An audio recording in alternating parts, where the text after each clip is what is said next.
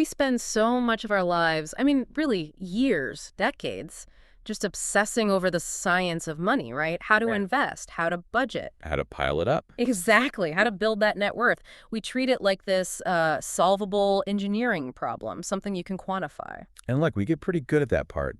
We got spreadsheets for everything, robo-advisors, endless strategies to optimize returns. We do. But here's the big question, the sort of psychological gap we see everywhere in modern finance. If you've actually mastered that science, if you've done all the technical stuff right and achieved, a high level of financial success. Why doesn't the contentment always follow? Why is it often fleeting or sometimes just missing?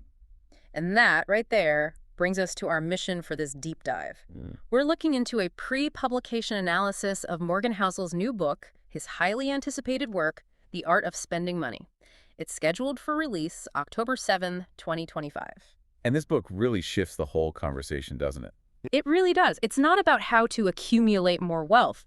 It focuses on what he sees as the far harder, much more complex challenge. Which is using the wealth you already have and using it well. Exactly. It's the pivot from, let's say, theory to practice. Housel's previous bestseller, The Psychology of Money, that really nailed the behaviors for successful accumulation and investing. Right, that set the stage. But this new work, it's entirely dedicated to wealth utilization, the act of spending. And the central thesis, I think, is pretty profound and maybe a little uncompromising. He basically argues that contentment is the only valuable return on investment. That's a strong statement. It is. If the money you have doesn't buy you peace or freedom or whatever contentment means to you, then in his view, it simply isn't working hard enough for you. It's failed its core purpose. So we're shifting here, moving away from the quantitative world. The balance sheet, which Housel implies is, maybe ironically, the easy part, and diving headfirst into the qualitative world of the human experience. The complex art form, as he calls it, of spending money in a way that actually aligns with your deepest values. Okay, let's unpack that. Where do we start? What's the foundational idea? Let's start with his most fundamental assertion, the title itself, really. Well, the book kicks off by very explicitly defining spending as an art, not a science. He draws this hard line right from the start. He says he didn't call it the science of spending money because, well, he just doesn't believe such a thing exists. Okay, but wait. When we talk about, maximizing rewards points or minimizing taxes or finding the best deal on something, that all sounds pretty scientific, doesn't it? Like there are right and wrong answers. Sure, and he acknowledges that. Finding a bargain, setting up a monthly expense tracker, figuring out compound interest, those parts involve scientific repeatable principles? Absolutely. These are just tools. Exactly. He sees them as mere tools. The overall application, the actual act of choosing what you value and where you're going to allocate your resources, that's inherently subjective. It just can't be quantified and varies person to person. Ah, okay. And because of that core subjectivity, the book deliberately avoids giving you, prescriptive one-size-fits-all advice. You're not going to find specific budgeting tips that work for everyone or universal hacks here. That's a pretty powerful reframing then, because it suggests the effectiveness of a financial choice isn't judged by its objective efficiency, like the best miles per gallon, Right. but by its internal alignment. How well does it match your specific definition of a good life? Precisely. If spending is art, it kind of reframes the whole financial advice industry, doesn't it? Mhm. Moves it away from pure engineering. Yeah, away from just optimizing numbers. It shifts financial guidance away from just algorithmic optimization, the robo-advisor approach, and pushes it more towards introspection, self-awareness. It's almost like financial therapy in a way, understanding your own motivations. That makes sense. Because if a financial advisor can't help you understand the why behind your spending choices, they're only optimizing the how. Which, Housel argues, just isn't enough to achieve real contentment. It misses the point. I think we see this play out constantly, especially online.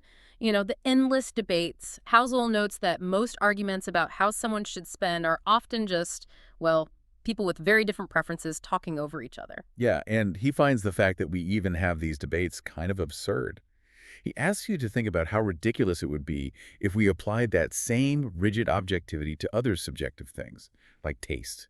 Right, like arguing about food or music. Exactly. You wouldn't seriously argue that someone must prefer Picasso over Monet, would you? Or that everyone should listen to hip-hop instead of folk music. That sounds nuts. Of course not. Yet in finance, we do it all the time. We constantly assert that everyone should live super frugally, or that travel is inherently better than collecting stamps or whatever. We treat subjective preferences like objective truths. The implication being then that searching for some universal spending formula is just a waste of time. Pretty much. My perfect financial choice, like, say, prioritizing super early retirement, even if it means sacrificing my current lifestyle, that might be your personal nightmare. Because our values, our preferences, and as we'll get into, our histories are totally unique. Exactly. And that uniqueness means the answers aren't out there in some expert's book or spreadsheet.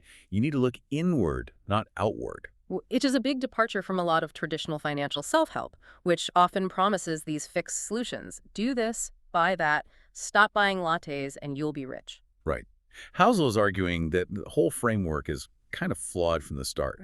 Because the ultimate measure of successful spending isn't the size of your bank account, it's contentment. And contentment, that's defined differently by every single person listening to us right now. So it requires introspection first, not just following instructions. Precisely. Okay, so if spending is subjective, driven by personal values, then we have to understand where that subjectivity comes from. Housel argues the most critical variables aren't the external ones we usually focus on, like, interest rates or income growth. For the stuff you see on the news? Yeah. Instead, he says it's the internal stuff. The unquantifiable realities of a person's past. And this is where I think it gets really, really interesting. He talks about this idea of social scars. This is where we dive deep into the psychology of money, for sure.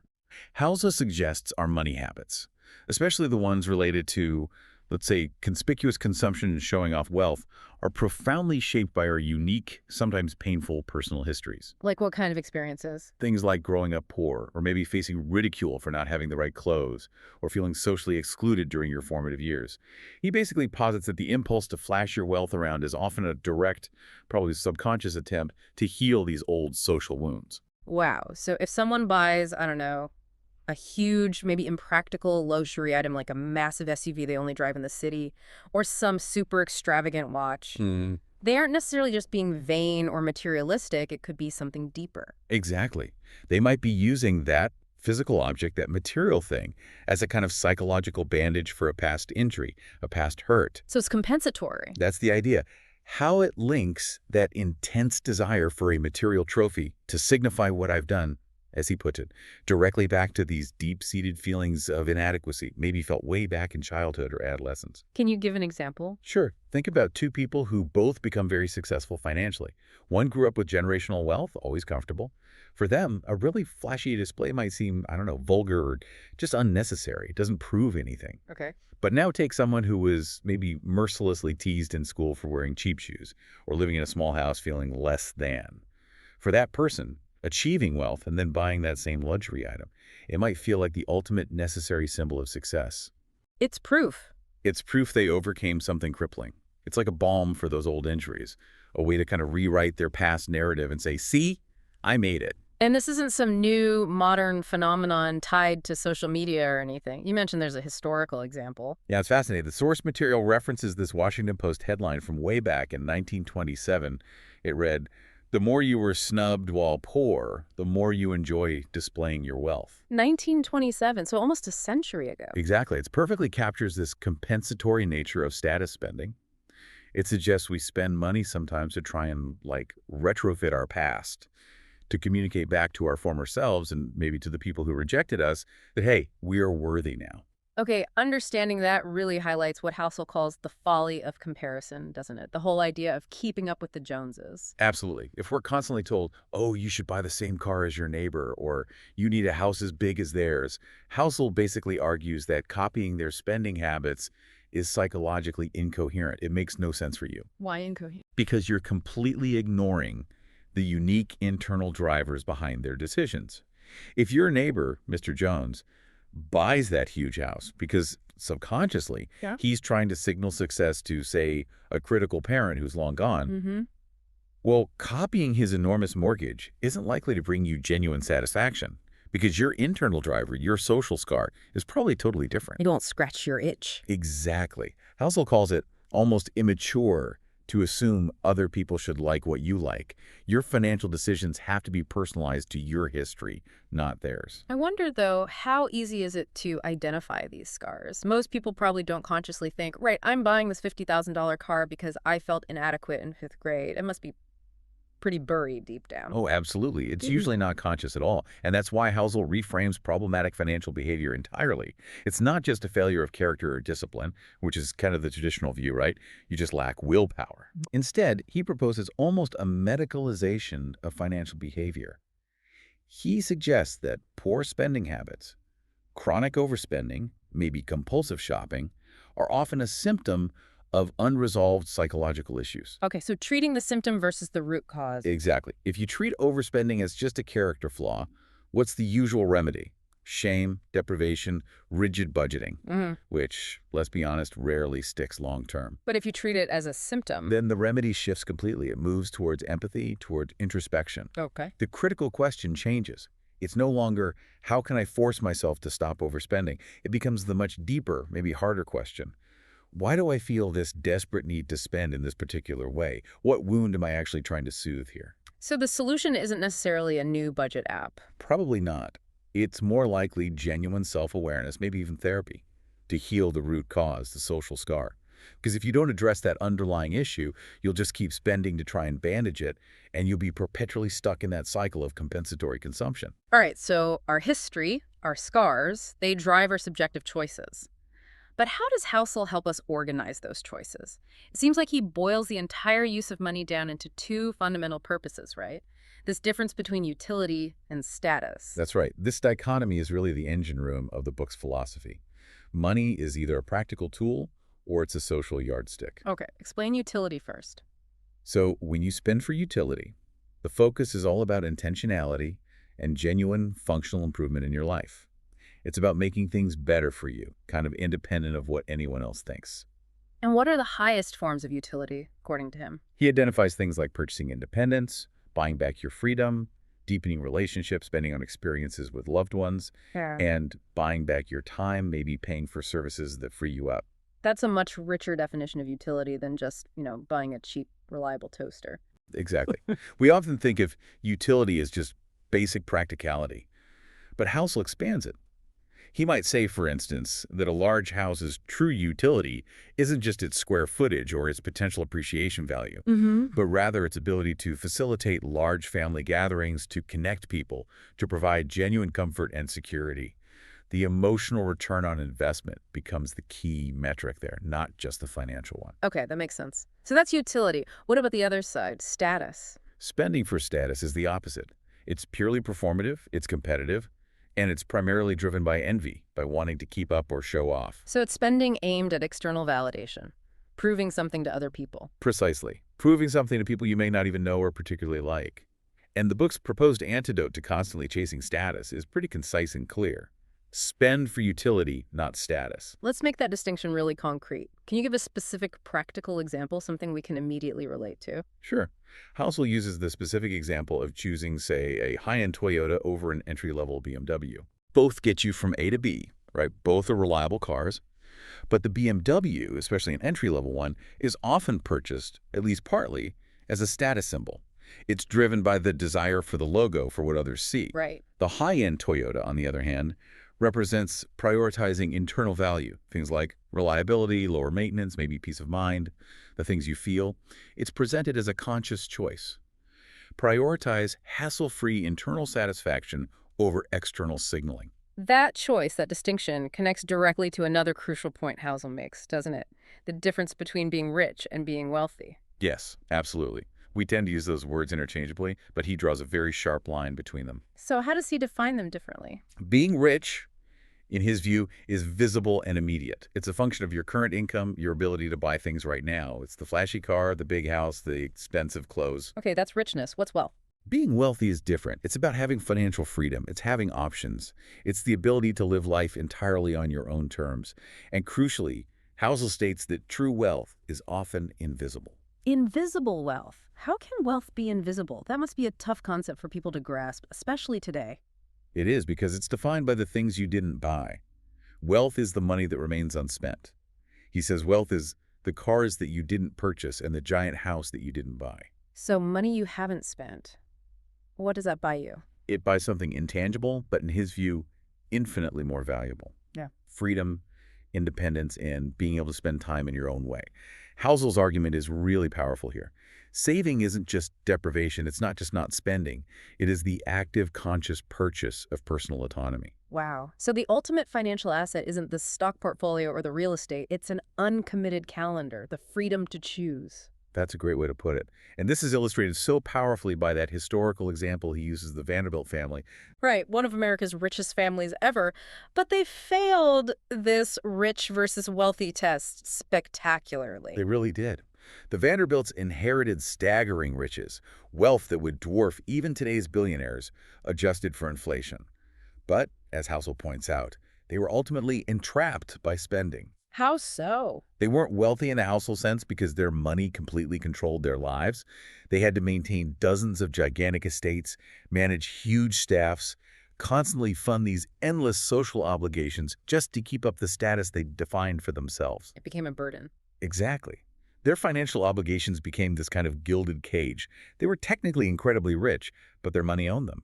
It perfectly illustrates that the only thing maybe worse than not having money is having money that prevents you from living life on your own terms. Okay, so if personal freedom, autonomy is the ultimate prize, why do so many people constantly default to status spending? Why do we keep setting ourselves up for this trap? He calls this the measurability trap. And it's simple, really. Status is easy to measure. Money is tangible, it's quantifiable, you can track it easily on a spreadsheet. If you get a 10% raise, that's a clear, unambiguous metric of progress. It feels good. But it's really hard to measure if you became, say, 10% better as a spouse this year, or if you've maximized your mental well-being by 10%. Those things are squishy, abstract. Exactly.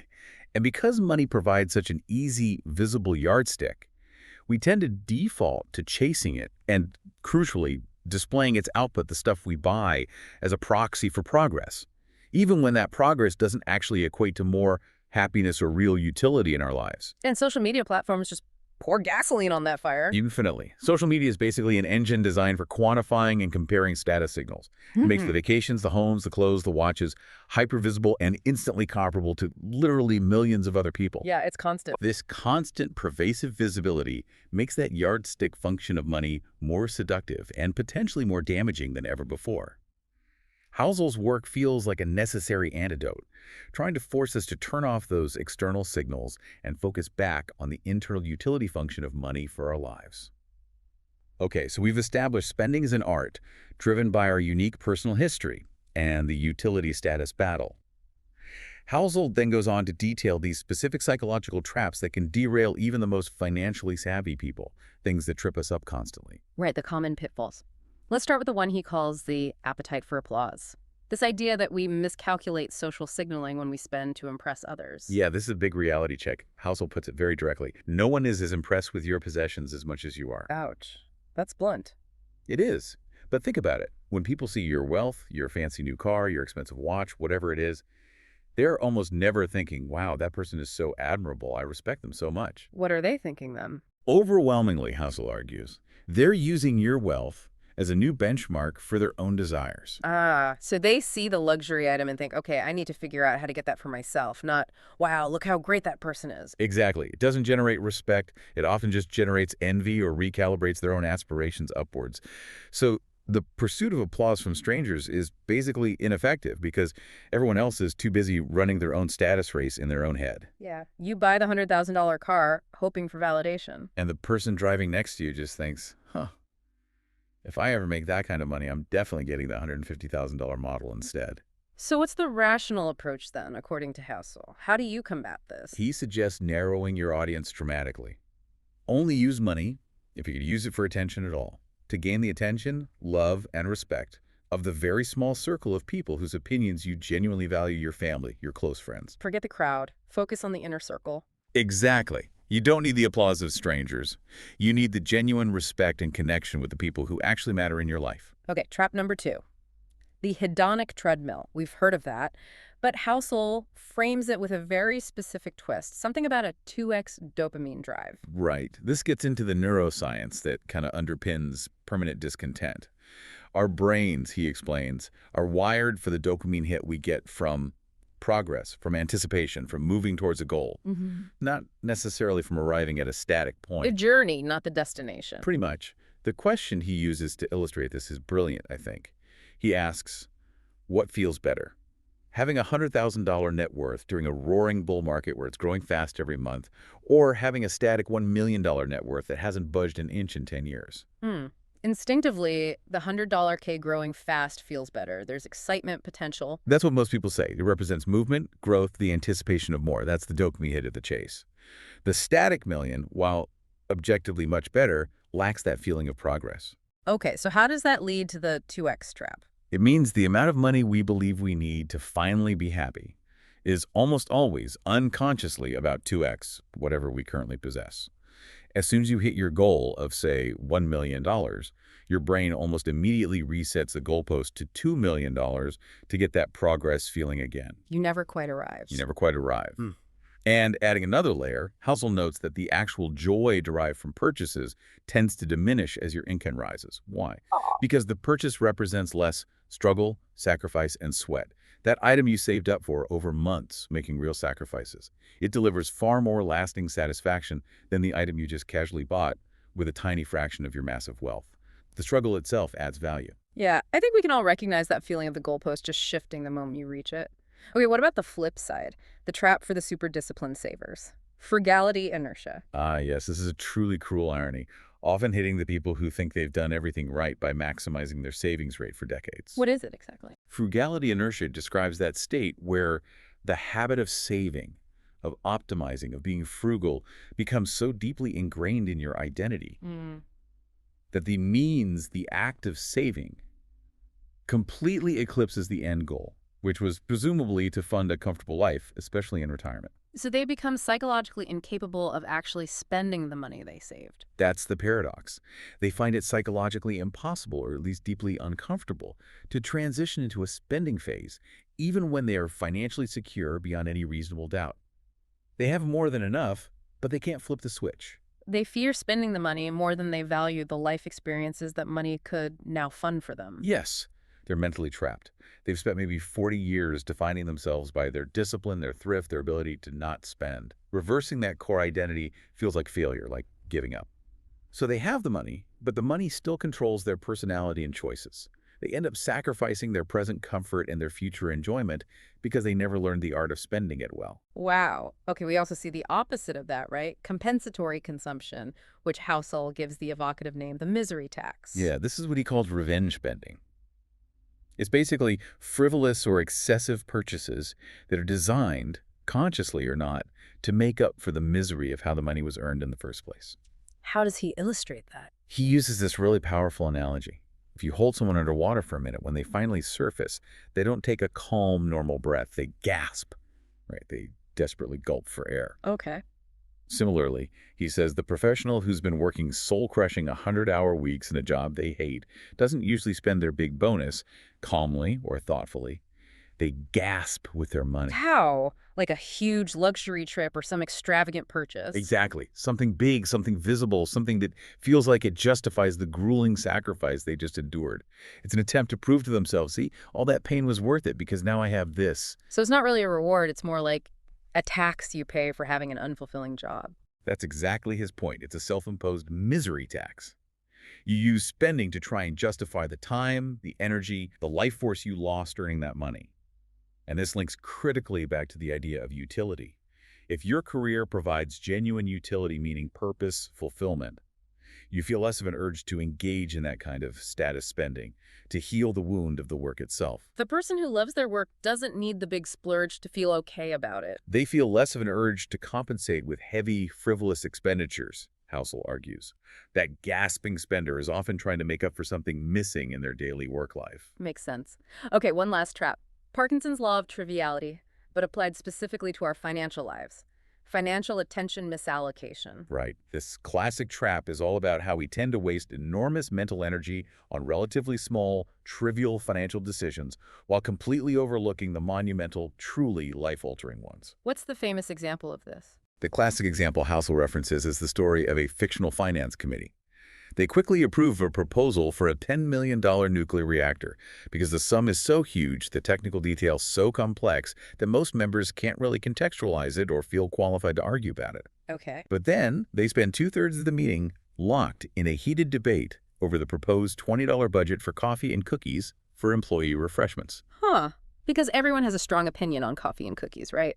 But only a few people understand nuclear reactors. Yep, precisely. And this plays out in our households all the time. Mm. We might obsess over the $5 daily latte cost, or spend hours agonizing over using a $2 coupon, while making hugely consequential decisions like taking out a massive 30-year mortgage or choosing an incredibly expensive college for our kids with shockingly little deep scrutiny, comparison, or real foresight. We sweat the small stuff and whiff on the big stuff. So true financial literacy isn't just about knowing the numbers. Housel suggests it also requires the emotional regulation to avoid these kinds of psychological traps. It's about recognizing that the greatest financial risks you face are often internal things like envy, impatience, insecurity, misallocated attention, not necessarily external market volatility. All right, so Housel lays out all these challenges, the subjectivity, the scars, the traps. But since he refuses to give us a prescriptive formula, no 7 easy steps to spending happiness. Right, no simple checklist. He offers mental models instead. It's more like providing a compass rather than a detailed map.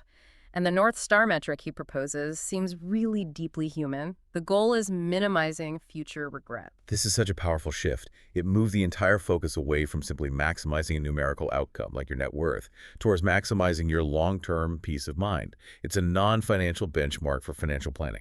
And he grounds this in actual research. Yes, he grounds this in the work of gerontologist Carl Pilmer. Pilmer interviewed over 1,200 elderly Americans, asking them to reflect on their lives, their choices, and especially their regrets. That's a huge study. What were the key findings? What did people regret most at the end of their lives? It's striking. Pilmer found that not a single person regretted not working harder or not making more money. 0. Wow, not one. Not one. Their regrets centered overwhelmingly on human things. Missed opportunities for connection, times they weren't kind enough, neglecting their health. So relationship regrets, basically. Mostly, yes. Yeah. Regrets like not traveling more when they were physically able, not spending enough quality time with family, maybe not having the courage to express their true feelings or pursue a passion. It really transforms financial planning, doesn't it? It turns it into this kind of existential exercise. Where the main question for any big decision isn't just what's the ROI, but... Exactly. The guiding question becomes, which path will I regret least when I'm 80 years old? That's a really powerful filter, especially for those big life decisions like, should I take that high-stress, high-pay promotion versus maybe accepting lower pay for significantly more family time? Asking the regret minimization question forces a different kind of calculation. Absolutely. And to make this less abstract, Housel suggests a very practical tool to help with this, the reverse obituary exercise. Okay, how does that work? Sounds a bit morbid, maybe. It sounds it, but it's actually incredibly clarifying. The reverse obituary forces immediate value alignment. The process is simple. You literally write your ideal obituary, not what you think it will be, but what you want it to say. What do you want to be remembered for? Okay. Then, the crucial step. You structure your daily life, your choices, your priorities, and critically your spending to actively make that obituary true. So if my ideal obituary talks about me being, a passionate advocate for animal welfare and a great present parent, then your current spending should probably reflect that, right? Yep. Maybe prioritizing donations to shelters, spending on quality time and shared experiences with your kids, rather than pouring everything into, say, maximizing a stock portfolio you barely look at or buying status symbols. it forces you to confront your core values and see if your money is actually aligned with the legacy you want to leave. Exactly. And as Housel points out, it strips away those superficial status concerns because, let's be honest, nobody's ideal obituary mentions their final brokerage account balance, the model of their car, or the square footage of their house. It gets you focused on what truly matters to you. Okay, that makes sense. Values first. What else is in this framework? Well, this leads directly to the need for, essentially, personal data collection on your own happiness. Since there's no universal formula for what brings contentment, Housel urges us to treat our own lives like a laboratory. He advocates for active spending experimentation. Become a scientist of your own well-being. Pretty much. He argues that many people genuinely don't know what truly brings them joy because, I quote loosely here, they haven't tried enough new and strange forms of spending.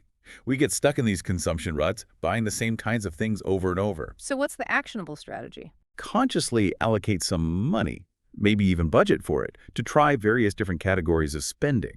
Not just necessities, but discretionary stuff like exploring a new hobby, trying a unique experience, even a small one, investing in education just for fun, maybe dabbling in philanthropy at a small scale. And then the key is reflection. Absolute critical. You have to empirically reflect on the satisfaction you actually derive from each experiment. Did buying that expensive new gadget provide lasting joy, or did it wear off quickly? Did spending 3 hours volunteering somewhere actually bring more fulfillment than spending that money on something material?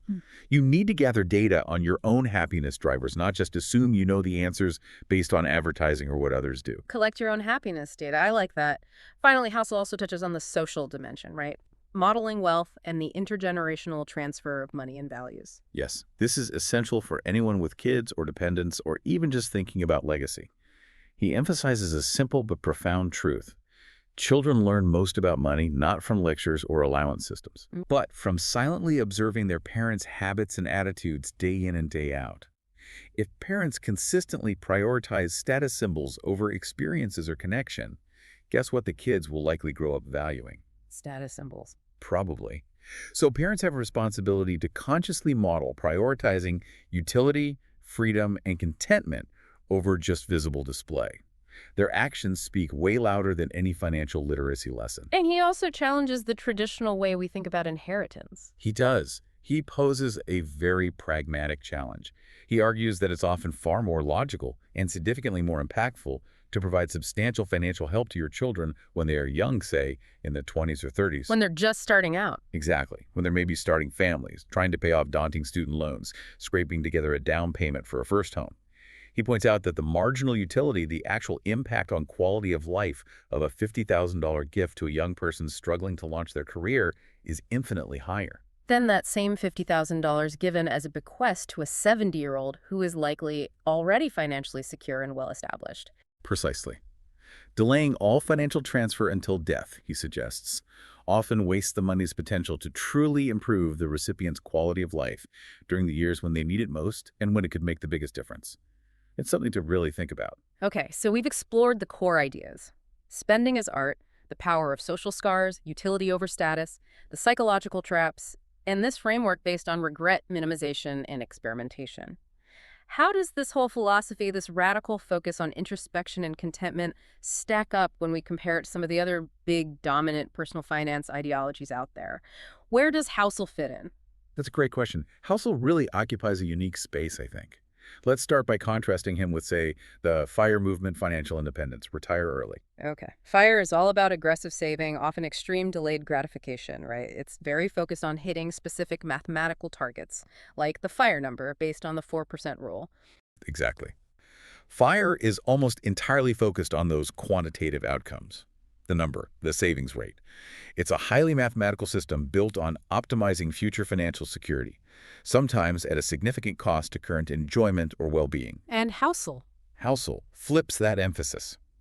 He focuses much more on maximizing present autonomy and contentment. He seems less concerned with hitting the absolute highest possible savings rate and much more concerned with the quality of the life you're actually leading right now, today.